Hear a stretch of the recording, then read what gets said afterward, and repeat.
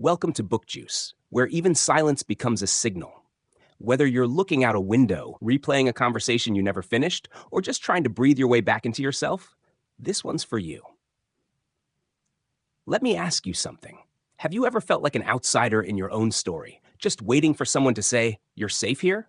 That's the quiet gravity of this book. And once you're pulled in, you don't want to leave.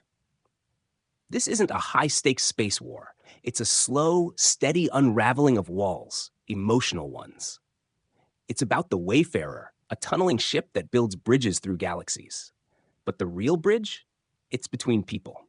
Between a patchwork crew of humans, aliens, AI, and every variation in between, trying to figure out how to coexist, how to understand each other, and maybe how to love each other.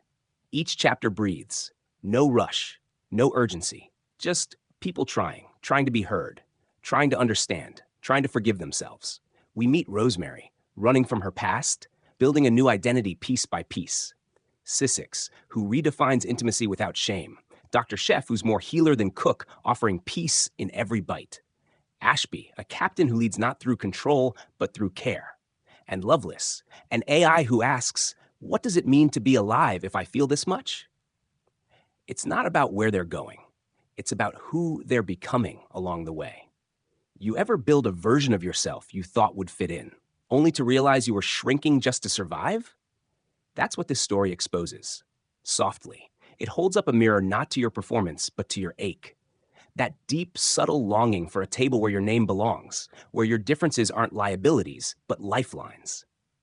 This book doesn't lecture, it listens. It doesn't solve, it sits with. And sometimes that's the most healing thing in the world, not being fixed, but finally being felt. Because here's the truth no one tells you. Found family isn't about perfect harmony. It's about chosen presence. It's about being flawed and weird and healing out loud in a room full of others doing the same. Becky Chambers wrote a love letter to the misfits, to the sensitive, to the neurodivergent, the displaced, the gentle, the deeply curious. To anyone who's ever felt too much, too strange, too different for the world they were born into. And she reminds us, you don't have to change yourself to be loved. You just have to find the ones who love you as you already are. You can't just live in fear and expect to become a better person. Progress doesn't come from hiding. It comes from showing up, even when your voice shakes. And yes, we say it out loud because it matters. So here's your reflection.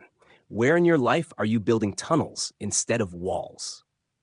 And who are the people that let you come home to yourself without apology? Drop a comment. Let's talk found family, real safety, and the courage it takes to keep your heart open in a galaxy that tries to shut it down. If you've ever felt out of orbit, grab the book. Let it remind you that healing isn't loud, it's just steady. This is BookJuice, short reflections, deep impact.